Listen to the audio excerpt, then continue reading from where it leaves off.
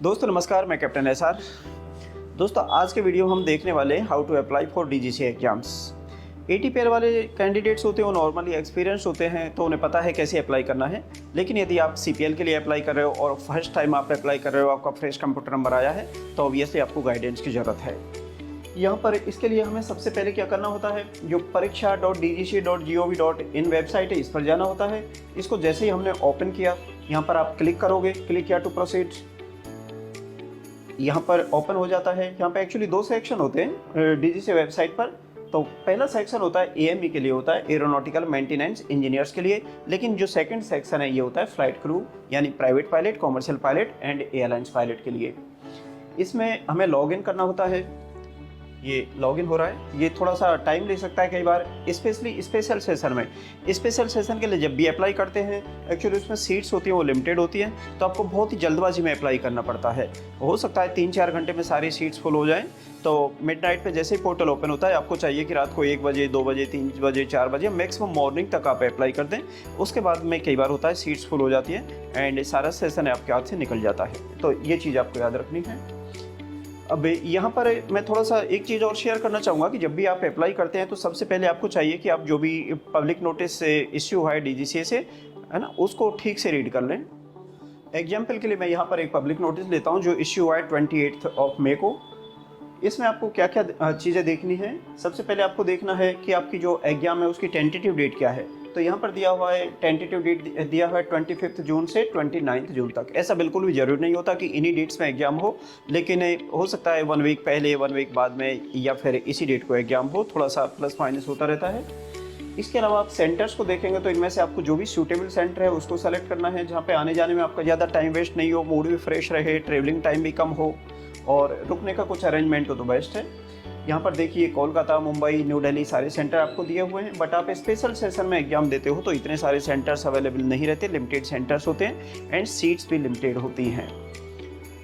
इसके बाद में थोड़ा सा आगे बढ़ते हैं तो यहाँ पर पोर्टल की अपन बात करें कि आप कब से कब अप्लाई कर सकते हैं, तो ये भी पब्लिक नोटिस में दिया रहता है। जैसे इस वाले में दिया हुआ है यहाँ पे 30 मई से 6 जून तक आप अप्लाई कर सकते हैं। लेकिन आपको 6 जून यानी लास्ट डेट का बिल्कुल भी इंतजार नहीं करना है। होता क्या है, सपोज आप एटीपीएल के लिए अप्लाई करना चाहते हो, आपने 9 PM पे लैंडिंग किया, आप चाहते हो कि 9:30 पे आप अप्लाई कर दें, तो कई बार सर्वर डाउन रहता है। कई बार क्या होता है, आपकी फ़ीस भी कट जाती है और आपको कंफर्म भी नहीं हो पाता कि सक्सेसफुली आप अप्लाई कर सके या नहीं कर सके, यानी दूसरा चांस आपको मिलता भी नहीं है और 10 PM का टाइम हो जाता है। और एक बार आपने कोई भी मिस्टेक कर दी तो कम से कम 2-3 घंटे आपको वेट करना होता है, यानी कूलिंग पीरियड 2-3 घंटे का आपको चाहिए ही चाहिए होता है। तो आप लास्ट डेट के भरोसे या लास्ट आवर के भरोसे बिल्कुल भी ना रहें, बल्कि 1-2-3 दिन पहले से ही अप्लाई करें। अभी वापस आ जाते हैं डीजीसी वेबसाइट पर ही। तो यहाँ पर अपनी डिटेल चेक करें। यहाँ पर आप देखोगे ये कैंडिडेट्स नेम आपका करेक्ट है, कंप्यूटर नंबर आपका करेक्ट है, डेट ऑफ बर्थ आपका करेक्ट है एंड रजिस्ट्रेशन कैटेगरी ये हाईएस्ट होती है।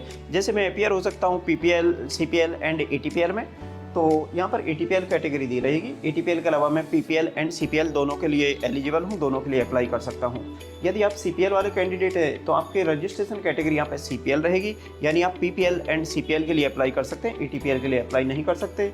आप सीपीएल होल्डर हैं और आपको एटीपीएल के लिए अप्लाई करना है तो पहले आपको एटीपीएल कैटेगरी चेंज करने के लिए अप्लाई करना होगा, जिसमें 2-3 दिन का टाइम लगता है। उसके लिए मेरा एक दूसरा वीडियो देखें जिसमें ये सारा प्रोसीजर बताया हुआ है। अब थोड़ा सा आगे बढ़ते हैं, एग्जाम सेशन की हम बात करते हैं। जो भी प्रेजेंट सेशन, कई बार क्या होता है कि कैंडिडेट्स होते हैं जो फाटा का सेशन होता है उसको अप्लाई कर देते हैं बाय मिस्टेक और वहीं पर उनका फॉर्म है वो रिजेक्ट हो जाता है। तो आप सेशन का ध्यान रखना है कि आपका जो रेगुलर सेशन है या स्पेशल सेशन है। अभी जो जून का सेशन है ये रेगुलर सेशन है, तो मैं यहाँ पर देख लेता हूँ सेकेंड सेशन ऑफ 2025। मैंने इसको सेलेक्ट किया। इधर कैटेगरी अप्लाइंग फॉर, कौन सी कैटेगरी के लिए मैं अप्लाई कर रहा हूँ। फॉर एग्जाम्पल मैं सीपीएल को ले लेता हूँ, मैं सीपीएल के लिए अप्लाई करता हूँ, सीपीएल लाइसेंस एग्जामिनेशन। यदि मैं कन्वर्जन वाला कैंडिडेट हूँ तो मेरे को चाहिए कि मैं सीपीएल सीजी के लिए अप्लाई करूँ, है ना, सीपीएल सीजी यानी flight crew examination CPL conversion. इसके बाद में एग्जाम सेंटर पे आइए, आपके लिए जो भी सूटेबल सेंटर है उसी को सेलेक्ट करें। तो यहाँ पर आप देखोगे आपने कोई भी सेंटर एक ले लिया, सपोज कि ये भोपाल सेंटर आपने सेलेक्ट किया, बट एक और आपको एक्चुअली ऑप्शनल सेंटर सेलेक्ट करना होता है स्पेशली स्पेशल सेशन में। वैसे रेगुलर सेशन में इसकी कोई ज़रूरत नहीं होती, क्योंकि रेगुलर सेशन में किसी भी सिटी में किसी भी सेंटर पे सीट्स की कोई लिमिट नहीं होती। लेकिन स्पेशल सेशन में हार्डली 200 सीट्स अवेलेबल होती है एक सब्जेक्ट के लिए एक बैच में। तो यहाँ पर आप एक और सेलेक्ट कर लीजिए, यहाँ पर सेलेक्ट कर लेते हैं अपन भुवनेश्वर। इसके बाद में click here to proceed for paper selection, इसको क्लिक किया तो सारे जो भी पेपर्स हैं, जो भी सब्जेक्ट्स हैं आपके सामने होंगे। आप यहाँ पे पेपर सेलेक्ट कर सकते हैं। जैसे सीपीएल कैंडिडेट है तो सीपीएल के लिए आपको जैसे एयर नेविगेशन सेलेक्ट कर देते हैं, एविएशन मेट्रोलॉजी सेलेक्ट कर सकते हैं एंड एयर रेगुलेशन सेलेक्ट कर सकते हैं। इसके बाद में आप टेक्निकल में भी अपीयर होना चाहते हैं तो आप टेक्निकल जनरल भी सेलेक्ट कर सकते हैं एंड स्पेसिफिक भी सेलेक्ट कर सकते हैं। अब स्पेसिफिक में क्या आता है टेक्निकल में, एयरक्राफ्ट जो भी सेसना 152 है, सेसना 172 है, किंग एयर B200 है ना, बोइंग 737 है, एयरबस 320 है, तो जिसमें भी आप अपीयर होना चाहते हो यहाँ से सेलेक्ट कर सकते हो। यहाँ पे गए और यहाँ से आपने सेलेक्ट किया सपोज सेसना 172R। अभी यहाँ पे हमें क्या करना है, फाइनली यहाँ पे हमें सबमिट कर देना है। एक बार ये कंफर्म करवाता है are you sure to proceed, तो okay, successfully recorded your application for 5 papers. मतलब इतना इजी है। थोड़ा सा आप पब्लिक नोटिस को पढ़ लेते हो और थोड़ा आपका नेट कनेक्शन भी ठीक है, यदि वेबसाइट भी डाउन नहीं है तो कहीं पे कोई दिक्कत नहीं होने वाली। लेकिन आप लोग कोशिश करें कि आपका जो कनेक्शन है वो फास्ट होना चाहिए, जो नेटवर्क है, जो इंटरनेट है वो फास्ट होना चाहिए, स्पेशली स्पेशल सेशन में। रेगुलर सेशन में वैसा कोई दिक्कत नहीं होती। रेगुलर सेशन में अभी भी अप्लाई कर सकते हैं, 2 घंटे बाद भी अप्लाई कर सकते हैं, 2 दिन बाद भी अप्लाई कर सकते हैं। लेकिन स्पेशल सेशन में इस तरह का कोई चांस आपको नहीं मिलता। सीट्स फिल होने में मुश्किल से 2-3 घंटे का टाइम लगता है। अभी इसके बाद में पेमेंट की बारी आती है। एक बार अपनी सारी डिटेल देख सकते हैं आप लोग, जो भी आपने फिल किया है वो करेक्ट किया है ना। यदि आपने करेक्ट किया है तो थोड़ा सा आगे बढ़े। टोटल पेएबल अमाउंट हो जाता है यहाँ पे 12,500। एक साल में जो 4 सेशन होते हैं ये रेगुलर सेशन होते हैं, जिनमें पर पेपर की फ़ीस होती है 2,500। लेकिन स्पेशल सेशन में एक पेपर की फ़ीस होती है 5,000 रुपीज़। तो उसमें इस तरह से आप 5 पेपर सेलेक्ट करोगे तो ऑब्वियसली 25,000 कम से कम आपका पैसा लगना ही लगना है। हालांकि मैं आपको एडवाइस करूंगा कि जो भी सीपीएल वाले स्टूडेंट हैं उन्हें कभी भी 3 से ज़्यादा एग्जाम में अपेयर होने की बिल्कुल भी ज़रूरत नहीं है, बल्कि एक बार में 1 या 2 पेपर में ही अपेयर हो। इसके बाद में क्या करना है, यहाँ पर जो भी टर्म्स कंडीशंस है इनको एक्सेप्ट करना होता है। जैसे ही टर्म्स कंडीशंस एक्सेप्ट किए, प्रोसीड टू पेमेंट कर सकते हैं और यहाँ से आप बैक भी कर सकते हैं आपको चाहिए तो प्रोसीड टू पेमेंट किया मैंने। Redirecting to payment gateway, Bharat कोष, applicable charges and taxes will be charged extra and shall be borne by candidate। Total fees यहाँ पे बनती है 12,500। मैंने इसको ओके किया। एकदम सिंपल प्रोसीजर है।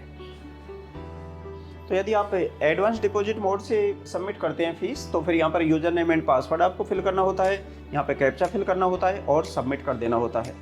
तो इसके बाद में आपकी सारी डिटेल आ जाती है। डिटेल पे आप यहाँ पे देखोगे, यहाँ पे आपको कंफर्म कर देना होता है। मैंने ये कंफर्म किया 12,500 के लिए, जिसका भी यहाँ पे ये रेट ज़्यादा होता है सक्सेस रेट। जैसे यहाँ पर HDFC की बात करें तो 89.86% है।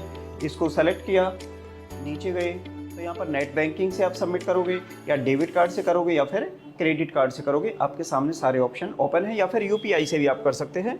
जैसे मैं यहाँ पर UPI को सेलेक्ट कर देता हूँ, बिकॉज मैं नहीं चाहता कि आपको मेरा क्रेडिट कार्ड या डेबिट कार्ड है वो यहाँ पर डिस्क्लोज हो।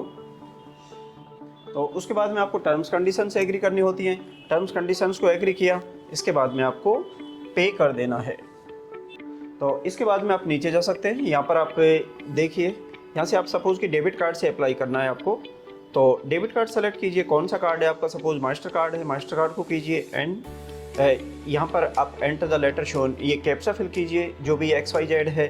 उसके बाद में आपको टर्म्स कंडीशंस है ना वो एग्री करनी होती है, और जैसे ही एग्री हो जाती है आपका पेमेंट हो जाता है। मतलब इतना इजी है। तो दोस्तों ये हो गया आज का video, how to apply for DGC exams. एकदम सिंपल था, स्पेशली CPL के लिए है, लेकिन इसमें दोनों सेशंस को कवर करने की कोशिश किया, चाहे वो स्पेशल सेशन हो या रेगुलर सेशन हो।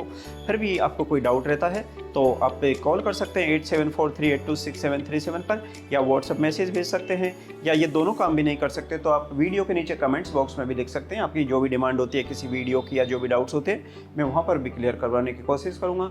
आज के वीडियो में इतना ही। नमस्कार।